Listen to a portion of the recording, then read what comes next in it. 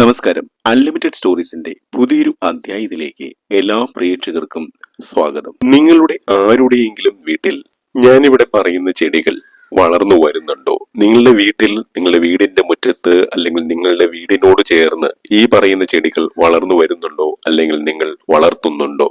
അങ്ങനെയുണ്ടെങ്കിൽ ഈ വീഡിയോ കാണുന്ന ദിവസം തന്നെ നിങ്ങൾ അത് അവിടെ നിന്നും പിഴുത് കളയണം. ഞാൻ ഈ അധ്യായത്തിൽ പറയുന്ന ചെടികൾ വീടുമുറ്റത്തോ വീടിനോട് ചേർന്നോ ഒരിക്കലും ഒരു കാരണവശാലും വളർത്തരുത്. ഞാനിവിടെ പറയുന്ന ചെടികൾ നിങ്ങളുടെ വീടിന്റെ പരിസരത്തുണ്ടെങ്കിൽ അത് ആ വീട്ടിലെ, ആ കുടുംബത്തിലെ സ്ത്രീകൾക്ക് വളരെയേറെ ദോഷം ചെയ്യും. ആ വീട്ടിലെ, ആ കുടുംബത്തിലെ സ്ത്രീകളുടെ കണ്ണുനീര് ഒരിക്കലും തീരില്ല എന്നുള്ളതാണ്. നിങ്ങൾക്ക് എല്ലാം ഉണ്ടെങ്കിലും ഒരിക്കലും മനസമാധാനത്തോടെ, സന്തോഷത്തോടെ കഴിയുവാൻ കഴിയില്ല എന്നുള്ളതാണ്. ഒന്നിനു പിറകെ ഒന്നായിട്ട് നിരവധിയായിട്ടുള്ള പ്രശ്നങ്ങളും ദുഃഖങ്ങളും സങ്കടങ്ങളും കണ്ണീരും വന്നുകൊണ്ടേയിരിക്കും. നിങ്ങൾ എത്ര വലിയ കോടീശ്വരനാണ് എന്ന് പറഞ്ഞാലും ആ വീട്ടിലെ സ്ത്രീകളുടെ ദുഃഖങ്ങൾ, സങ്കടങ്ങൾ, മനോവേദനകൾ ഒരിക്കലും തീരില്ല.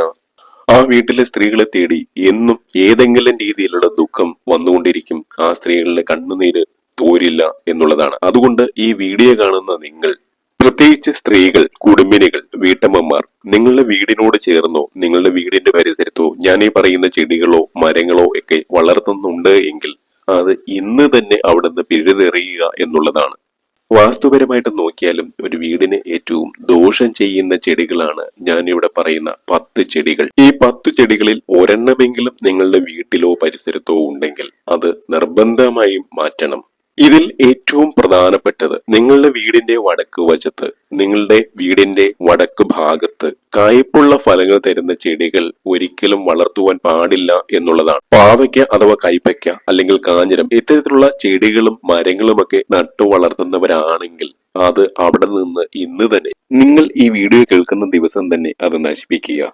വടക്ക് ഭാഗത്ത് മധുരമുള്ളതോ അല്ലെങ്കിൽ പുളിയുള്ളതോ ആയ ഫലങ്ങൾ മാത്രമേ നട്ടു വളർത്താവൂ എന്നുള്ളതാണ്. മധുരമുള്ള ഫലങ്ങളാണ് വടക്ക് ഭാഗത്ത് നട്ടു വളർത്തേണ്ട പ്രധാനപ്പെട്ട ചെടികൾ എന്ന് പറയുന്നത്. ഒരിക്കലും കയ്പുള്ള ചെടികൾ, കയ്പുള്ള ഫലങ്ങൾ തരുന്ന ചെടികൾ വടക്ക് ഭാഗത്ത് വളർത്തുവാൻ പാടില്ല.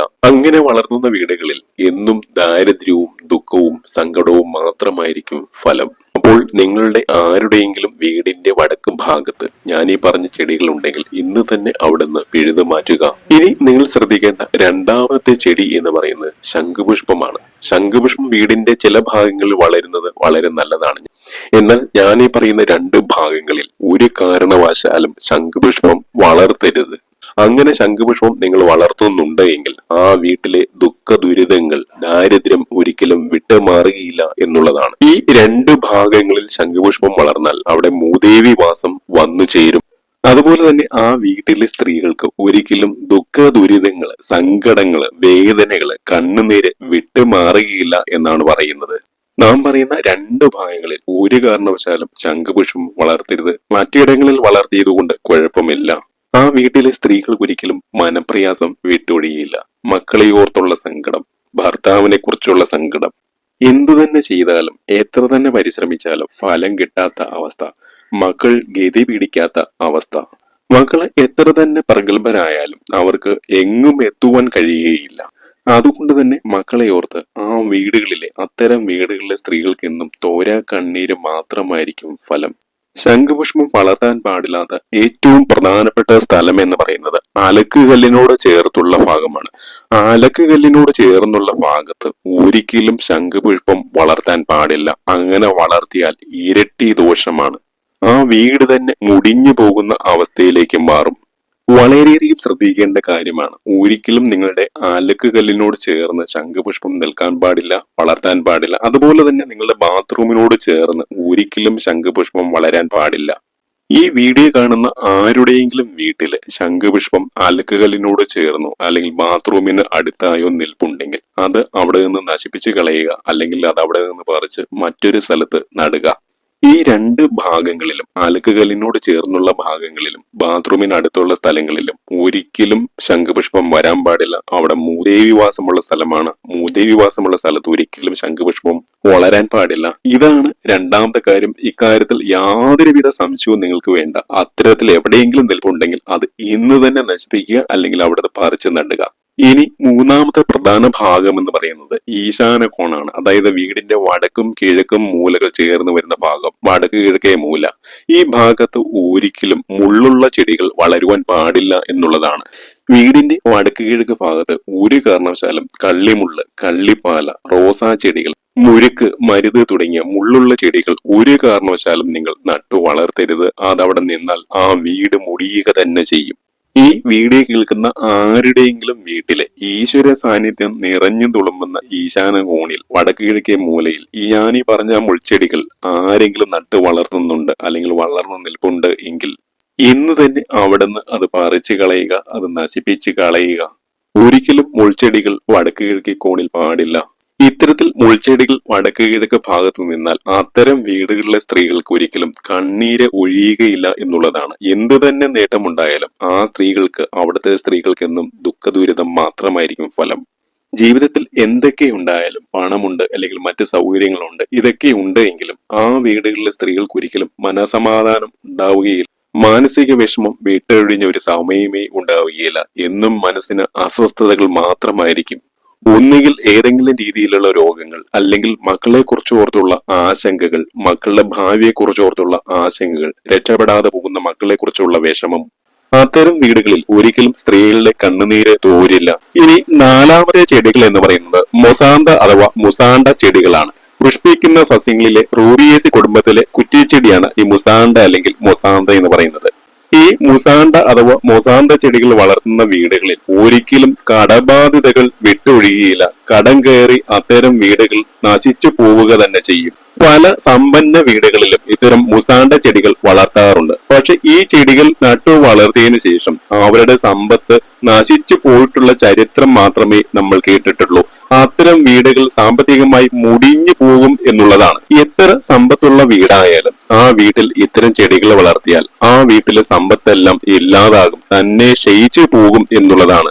പല സമ്പന്ന കുടുംബങ്ങളിലും ഇത്തരത്തിൽ മൊസാന്ത ചെടികൾ നട്ടു വളർത്തിയതിനു ശേഷം പിന്നീട് അവ നശിപ്പിക്കുകയാണ് ചെയ്തിട്ടുള്ളത്. നിങ്ങളുടെ ആരുടെയെങ്കിലും വീടുകളിൽ ഇത്തരം മൊസാന്ത ചെടികൾ ഉണ്ടെങ്കിൽ അത് അവിടെ നിന്ന് നശിപ്പിച്ച് കളയുക, പൂർണ്ണമായിട്ടും നശിപ്പിച്ച് കളയുക. വീടിന്റെ മുൻഭാഗത്ത് മാത്രമല്ല, വീടിന്റെ ഏത് ഭാഗത്തായാലും മൊസാന്ത ചെടികൾ വളർത്താതിരിക്കുന്നത് ഏറ്റവും നല്ലത്. അത് വീടിന്റെ തിരുമുറ്റത്തായാലും വീടിന്റെ മറ്റു ഭാഗങ്ങളിലും ഒരിക്കലും മൊസാന്ത ചെടികൾ വളർത്തരുത്. ഇനി പറമ്പിലാണെങ്കിലും മൊസാന്ത ചെടികൾ നട്ടു വളർത്താതിരിക്കുന്നതാണ് ഏറ്റവും നല്ലത്. അത് എവിടെ നിന്നാലും ആ വീടിന്, ആ സ്ഥലത്തിന്റെ ഉടമയ്ക്ക് ദോഷം ചെയ്യും. അത്തരം വീടുകളിൽ സമ്പത്ത് ഒരിക്കലും നിൽക്കില്ല. അപ്പോൾ ഇതാണ് നാലാമത്തേത്. ഇനി അഞ്ചാമത്തേത് എന്ന് പറഞ്ഞാൽ നമ്മൾ എല്ലാവരും നമ്മുടെ വീടുകളിൽ വളർത്തുന്ന ഒരു ചെടിയാണ് മണി പ്ലാന്റ്. എന്നാൽ ഈ മണി പ്ലാന്റ് നിങ്ങളുടെ ആരുടെയെങ്കിലും വീടിന്റെ വടക്ക് കിഴക്കേ മൂലയില്, വടക്ക് കിഴക്ക് ഭാഗത്ത് ഈ മണി പ്ലാന്റ് വളർത്തുന്നുണ്ട് എങ്കിൽ അത് വളരെ ദോഷം ചെയ്യുന്ന ഒന്നാണ്. അതിനേക്കാളും വലിയൊരു ദോഷം നിങ്ങൾക്ക് വരുവാനില്ല എന്നുള്ളതാണ്. വീടിന്റെ വടക്ക് കിഴക്ക് ഭാഗത്ത് ആരെല്ലാം മണി പ്ലാന്റ് വളർത്തിയിട്ടുണ്ടോ അത്തരം വീടുകളിലെല്ലാം ദുഃഖ ദുരിതങ്ങൾ ഒരിക്കലും വിട്ടുമാറിയില്ല. അത്തരം വീടുകളെല്ലാം നശിച്ചു പോയ ചരിത്രം മാത്രമേ ഉള്ളൂ. പലരും സാമ്പത്തിക ഉയർച്ചയ്ക്ക് വേണ്ടി, ധനവരവിന് വേണ്ടി വടക്ക് കിഴക്ക് ഭാഗത്ത് മണി പ്ലാന്റ് വെച്ച് പിടിപ്പിക്കാറുണ്ട്. പക്ഷെ അത് അതിനേക്കാളേറെ ദോഷമാണ് ചെയ്യുന്നത്. മണി പ്ലാന്റ് ഒരിക്കലും വീടിന്റെ വടക്ക് കിഴക്കേ മൂലയിൽ പാടില്ല. ഏറ്റവും നല്ലത് തെക്ക് കിഴക്കേ മൂലയാണ്, അല്ലെങ്കിൽ വടക്ക് ഭാഗത്ത് നടുക്കായിട്ട്, അല്ലെങ്കിൽ പടിഞ്ഞാറ് ഭാഗത്ത്. ഇവിടങ്ങളിലെല്ലാമാണ് മണി പ്ലാന്റ് നട്ടു വളർത്തേണ്ടത്.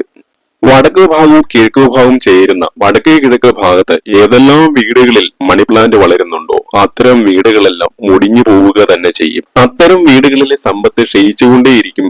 വരവിൽ കവിഞ്ഞ ചെലവായിരിക്കും അത്തരം വീടുകളിൽ സംഭവിക്കുക. നിങ്ങളിൽ ആരെങ്കിലും വടക്ക് കിഴക്കേ ഭാഗത്ത് മണി പ്ലാന്റ് വളർത്തുന്നുണ്ടെങ്കിൽ അത് അവിടെ നിന്ന് മാറ്റുക. അത് തെക്ക് കിഴക്ക് ഭാഗത്തോ അല്ലെങ്കിൽ വടക്ക് ഭാഗത്ത് മധ്യത്തിലോ പടിഞ്ഞാറ് ഭാഗത്തേക്ക് മാറ്റുക. ഇന്ന് തന്നെ അത് ചെയ്യുക.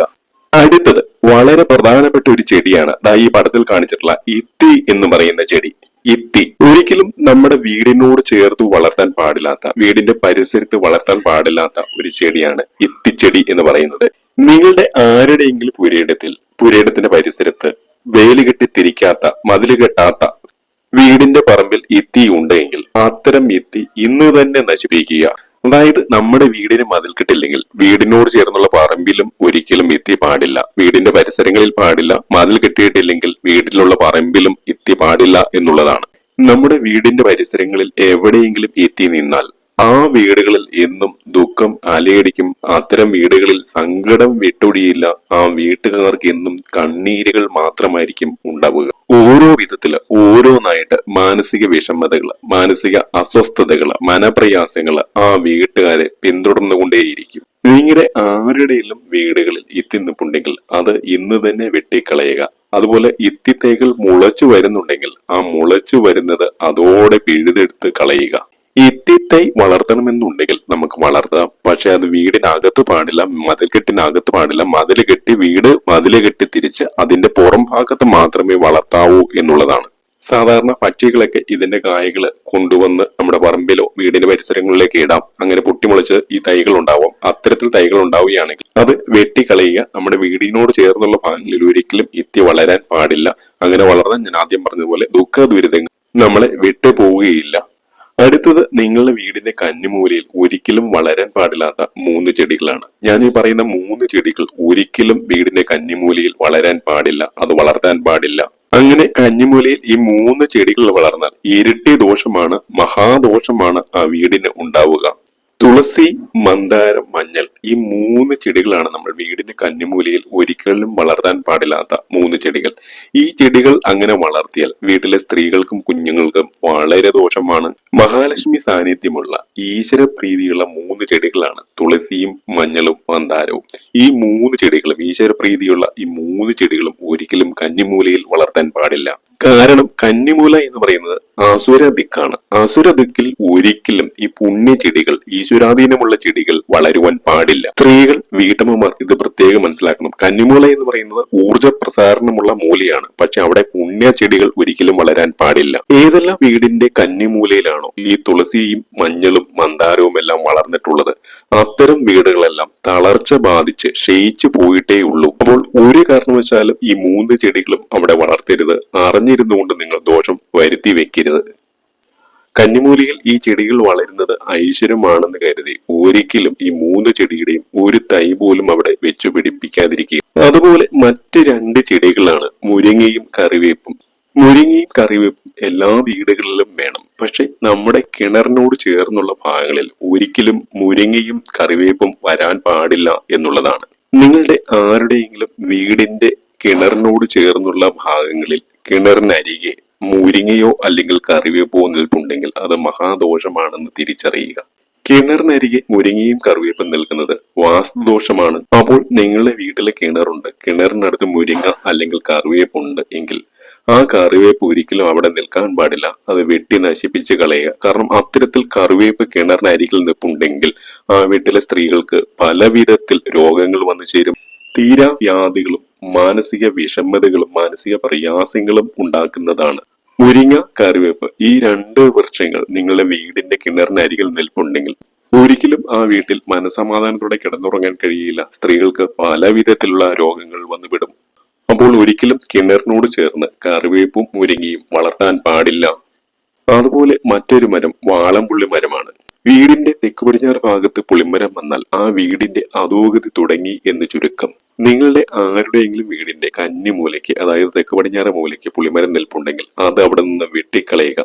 ഈ പുളിമരം തന്നെ മുളച്ചു വരും കേട്ടോ. വാളംപുള്ളി ആയാലും കുടംപുള്ളി ആയാലും തന്നെ മുളച്ചു വരും. പുളിമരം എപ്പോഴും നമ്മുടെ വീടിന്റെ തെക്ക് ഭാഗത്ത് ഒത്ത മധ്യത്തിലായിരിക്കണം. ഒരിക്കലും അങ്ങോട്ടും ഇങ്ങോട്ടും മാറാൻ പാടില്ല. ഒത്ത നടുക്കായിരിക്കണം പുളിമരം വളരേണ്ടത്. അങ്ങനെ വളർന്നു കഴിഞ്ഞാൽ അത് സർവ്വ ഐശ്വര്യമാണ്. അതും വീടിന്റെ മതിലിന്റെ പുറത്ത് വളരുന്നതാണ് ഏറ്റവും ശുഭകരം. തെക്ക് ഭാഗത്ത് പടിഞ്ഞാറോട്ട് നീങ്ങിയാണ് നിൽക്കുന്നതെങ്കിൽ അത് മുറിച്ചു മാറ്റി അത് നശിപ്പിച്ച് കളയണം. അടുത്ത വൃക്ഷം എന്ന് പറയുന്നത് കടപ്ലാവാണ്. വീടിനോട് ചേർന്ന് ഏതെല്ലാം സ്ഥലങ്ങളിൽ കടപ്ലാവ് വന്നിട്ടുണ്ടോ അത്തരം വീടുകളെല്ലാം നശിച്ചു പോയ ചരിത്രം മാത്രമേ കേട്ടിട്ടുള്ളൂ. അങ്ങനെ കടപ്ലാവ് വീടിനോട് ചേർന്ന ഭാഗങ്ങളിൽ ഉണ്ടെങ്കിൽ ആ വീട്ടിലെ ഗൃഹനാഥനും ഗൃഹനാഥയ്ക്കും ഒരിക്കലും ദുരിതം വിട്ടൊഴിയുകയില്ല. ദുരിതം മാറിയ സമയം അവരുടെ ജീവിതത്തിൽ വന്നു ചേരുകയില്ല. അത്തരം വീടുകളിൽ എന്നും ഒന്നും ദുരിതം മാത്രമേ ഉണ്ടാവുള്ളൂ. ഒന്ന് തീരുമ്പോൾ മറ്റൊരു പ്രശ്നം അങ്ങനെ നീണ്ടുപോകും. ധനം മാത്രമല്ല, ധനമുള്ളവരാണെങ്കിൽ പോലും സ്വസ്ഥതയില്ലാത്ത, മനസ്സിന് സ്വസ്ഥതയില്ലാത്ത ജീവിതമായിരിക്കും. തലമുറകളായിട്ട് കൈമാറിയ സ്വത്തുകൾ ഉണ്ടാവാം, ധനമുണ്ടാകും, മറ്റ് സമ്പത്തുകൾ ഉണ്ടാകാം. ഒരിക്കലും അത് മനസമാധാനം കൊടുക്കുകയില്ല എന്നുള്ളതാണ്. അത്തരം വീടുകളിലെ അച്ഛനമ്മമാരും മക്കളും തമ്മിൽ ഒരിക്കലും ഒരു സ്വരച്ചേർച്ച ഉണ്ടാവുകയില്ല. എന്നും വഴക്കും വക്കാണവുമായിട്ട് മനസ്സിന് സ്വസ്ഥതയില്ലാതെയായിരിക്കും അവർ ജീവിച്ചു പോരുക. കഴിവതും വീടിനോട് ചേർന്നുള്ള ഭാഗങ്ങളിൽ കടപ്ലാവുകൾ വളർത്താതിരിക്കുക. അങ്ങനെ വളർത്തണമെന്നുണ്ടെങ്കിൽ വീടിന് മതില് കെട്ടിയിട്ട് വീടിന്റെ പറമ്പിൽ അത്തരം കടപ്ലാവുകൾ എത്ര വേണമെങ്കിലും നിങ്ങൾക്ക് വളർത്താം. വീടിനോട് ചേർന്ന് കടപ്ലാവ് വളർത്താതിരിക്കുക. ഗൃഹനാഥനും ഗൃഹനാഥയ്ക്കും ഒരുപോലെ ദോഷമായിട്ടുള്ള വൃക്ഷമാണ് കടപ്ലാവ്. നമ്മുടെ വീടുകളിൽ വളർത്താൻ പാടില്ലാത്ത മറ്റ് രണ്ട് വൃക്ഷങ്ങൾ ദൈവിക വൃക്ഷങ്ങളായ പനയും ആലുമാണ്. പന എന്ന് പറയുന്നത് നമ്മുടെ നാട്ടിൽ പറയുന്ന കാളിപ്പന. കാളിപ്പനയും ആലും അത് ക്ഷേത്രങ്ങളിൽ വളരേണ്ട മരങ്ങളാണ്. നിത്യപൂജ ചെയ്യുന്ന ക്ഷേത്രങ്ങളിലാണ് കാളിപ്പനയും ആലും വളർത്തേണ്ടത്. നിങ്ങളുടെ വീടിനോട് ചേർന്ന് കുടുംബക്ഷേത്രമോ കാവോ ഒക്കെ ഉണ്ടെങ്കിൽ അവിടെ ഈ രണ്ട് വൃക്ഷങ്ങൾ വളരുന്നത് കൊണ്ട് കുഴപ്പമില്ല. പക്ഷെ നിങ്ങളുടെ വീടിന്റെ പരിസരങ്ങളിൽ ഒരിക്കലും ഈ രണ്ട് വൃക്ഷങ്ങളും വളർത്തുവാൻ പാടില്ല. അത്തരത്തിൽ ക്ഷേത്രമോ കാവോ ഉണ്ടെങ്കിൽ അവിടെ അത് വളർത്താം. കാരണം അവിടെ വെച്ചാരാധനയുണ്ട്, ഈശ്വര ചൈതന്യവും ഉണ്ട്, അവിടെ വളർത്താം. പക്ഷെ അത്തരം കാവുകളോ ക്ഷേത്രങ്ങളോ ഇല്ലാത്ത വീടുകളോട് അനുബന്ധിച്ച് ഈ വൃക്ഷങ്ങൾ വളരുവാൻ പാടില്ല. ക്ഷേത്രത്തിന്റെ അല്ലെങ്കിൽ കാവിന്റെ സാമീപ്യം ഇല്ലാത്ത വീടുകളിൽ തനിയെ വളർന്നതാണെങ്കിൽ പോലും ഈ പനയും ഈ കാളിപ്പനയും ആലും ഒരിക്കലും വളരാൻ പാടില്ല. അങ്ങനെ ഇവ രണ്ടും വളരുന്ന വീടുകളിൽ ഒരിക്കലും ഒരു എഴുന്നേറ്റം ഉണ്ടാവുകയില്ല, ഒരു ഉയർച്ച ഉണ്ടാവുകയില്ല. എന്നും ഒരു മ്ലാനത മാത്രമായിരിക്കും അവിടങ്ങളിലെ കുടുംബാംഗങ്ങൾക്ക് ഉണ്ടാവുക. എപ്പോഴും ഒരു സങ്കടം, ഒരു ദുഃഖഭാരം മൂടി നിൽക്കുന്ന അവസ്ഥ. ഇതായിരിക്കും പനയും ആലും നമ്മുടെ വീടുകളിൽ വളർന്നാലുള്ള അവസ്ഥ. മറ്റൊന്ന്, ഒരുപാട് വീടുകളിൽ വളർത്തുന്ന നാരകമാണ്. നാരകം ഏത് വീടിനോട് ചേർന്നാണോ വളരുന്നത് അത്തരം വീടുകളിൽ കടം കയറും എന്നുള്ളതാണ്. നാരകം നട്ടിടം മുടിഞ്ഞ ചരിത്രം മാത്രമേ വാസ്തു ചരിത്രത്തിൽ ഉണ്ടായിട്ടുള്ളൂ. നമ്മുടെ വീടുകളിൽ നാരകമുണ്ടെങ്കിൽ വീട്ടിലെ സമ്പത്ത് ക്ഷയിക്കും എന്ന് സാരം. നാരകം നടണമെന്നുള്ളവർ വീടിന്റെ പറമ്പിൽ നട്ടുള്ളൂ, ഒരു ദോഷവുമില്ല.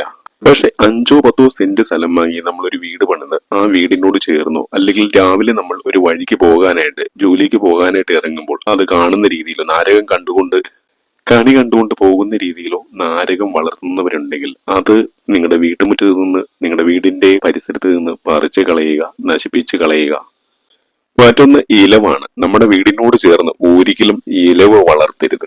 ഇലവ് വീടിനോട് ചേർന്ന് വരുന്നത് ആരോഗ്യപരമായിട്ട് നമുക്ക് പ്രശ്നം വരും. കാരണം അതിന്റെ പൊടിയും മറ്റും ആരോഗ്യ പ്രശ്നങ്ങൾ ഉണ്ടാക്കുന്ന ഒന്നാണ്. വീടിന്റെ മതിൽക്കെട്ടിനുള്ളിലോ അല്ലെങ്കിൽ വീടിന്റെ പരിസരത്തോ ഒരിക്കലും ഇലവ് വളർത്തരുത്. വീടിന്റെ സമീപത്ത് ഇലവ് ഉണ്ടെങ്കിൽ അത് വാസ്തുപരമായിട്ടും വളരെയേറെ ദോഷം ചെയ്യുന്നതാണ്. അങ്ങനെ ഒന്നുണ്ട് എങ്കിൽ അത്തരം ഇലവ് നിങ്ങൾ നശിപ്പിച്ച് കളയുക. അടുത്തത് ബോൺസായി ചെടികളാണ്. ഈ ചിത്രത്തിൽ കാണുന്ന ബോൺസായി ചെടികൾ ഒരുപാട് പേര് വീട്ടുമുറ്റത്തും എല്ലാം വളർത്തുന്ന ഒന്നാണ് ബോൺസായി ചെടികൾ. ഫ്ളാറ്റുകളിലും വീടുകളിലും താമസിക്കുന്ന ഒരുപാട് പേർ ക്യാഷ് കൊടുത്ത് ഇത്തരം ബോൺസായി ചെടികൾ വാങ്ങി വെക്കാറുണ്ട്. വളർച്ചയെ മുരടിപ്പിക്കുന്ന ഒന്നാണ് ബോൺസായി ചെടികൾ. ഈ ലോകത്തിലുള്ള സർവ്വ വാസ്തുശാസ്ത്രങ്ങളും പറയുന്നത് ബോൺസായി ചെടികൾ വീട്ടിനുള്ളിൽ ഫ്ളാറ്റിനുള്ളിൽ വളർത്തുന്നത് ആ വീട്ടിലെ പ്രതികൂല ഊർജം ഉണ്ടാക്കും, ആ വീട്ടിൽ നെഗറ്റീവ് എനർജി ഉണ്ടാക്കും എന്നുള്ളതാണ്. ഫ്ളാറ്റായാലും വീടായാലും ആ വീട്ടിലെ കുടുംബാംഗങ്ങളെ പ്രത്യേകിച്ച് യുവാക്കളെ ബാധിക്കുന്ന, യുവാക്കളുടെ വളർച്ചയെ മുരടിപ്പിക്കുന്ന ഒന്നായിരിക്കും ബോൺസായി ചെടികൾ വളർത്തുന്നത്. ഒരിക്കലും വീടുകളിൽ വെച്ച് ബോൺസായി ചെടികൾ വളർത്തരുത്. അവിടുത്തെ കുഞ്ഞുങ്ങൾക്ക്, അവിടുത്തെ കുട്ടികൾക്ക് മഹാദോഷമായിരിക്കും അത്. ബോൺസായി ചെടികൾ വളർത്തുന്നത് തന്നെ മുരടിപ്പിച്ചാണല്ലോ. അതുകൊണ്ട് തന്നെ ആ കുടുംബാംഗങ്ങൾക്കും അതേപോലെ മുരടിപ്പ് ഉണ്ടാകും. ഇത് കണ്ടുകൊണ്ട്, ഈ ബോൺസായി ചെടികൾ കണ്ടുകൊണ്ട് രാവിലെ ജോലിക്കും മറ്റു കാര്യങ്ങൾക്കൊക്കെ വീടുകളിൽ നിന്ന് ഫ്ളാറ്റുകളിൽ നിന്ന് ഇറങ്ങിത്തിരിക്കുന്നവർക്ക് ആ ജീവിതത്തിൽ എന്നും കഷ്ടകാലം മാത്രമായിരിക്കും, എന്നും മനപ്രയാസമായിരിക്കും. ആ ജോലിയിൽ തന്നെ ഒരു കാലത്തും ഗതി പിടിക്കുകയില്ല എന്നാണ് പറയുന്നത്. അപ്പോൾ ഒരു കാരണവശാലും വീടിന്റെ തിരുമുമ്പിലോ അല്ലെങ്കിൽ വീടിനകത്തോ ഹാളിലോ ഒന്നും ബോൺസായി ചെടികൾ വളർത്തരുത്. ഞാനിപ്പോൾ ഏകദേശം 10ലധികം ചെടികളുടെ കാര്യം പറഞ്ഞു. ഈ 10ലധികം ചെടികൾ, ഈ പറഞ്ഞ ചെടികൾ നിങ്ങൾ സൂക്ഷ്മമായിട്ട് നോക്കുക. അത്തരം ചെടികൾ ഉണ്ടെങ്കിൽ നിങ്ങൾ അത് നിങ്ങളുടെ വീടുകളിൽ നിന്ന്, വീടിനകത്തായാലും പുറത്തായാലും അത് നശിപ്പിക്കുക. എല്ലാവർക്കും നല്ലൊരു ദിവസം നേർന്നുകൊണ്ട് മറ്റൊരു അധ്യായത്തിൽ കാണുന്നതുവരെ എന്റെ എല്ലാ പ്രിയ പ്രേക്ഷകർക്കും ഹൃദയപൂർവ്വം നന്ദി, നമസ്കാരം.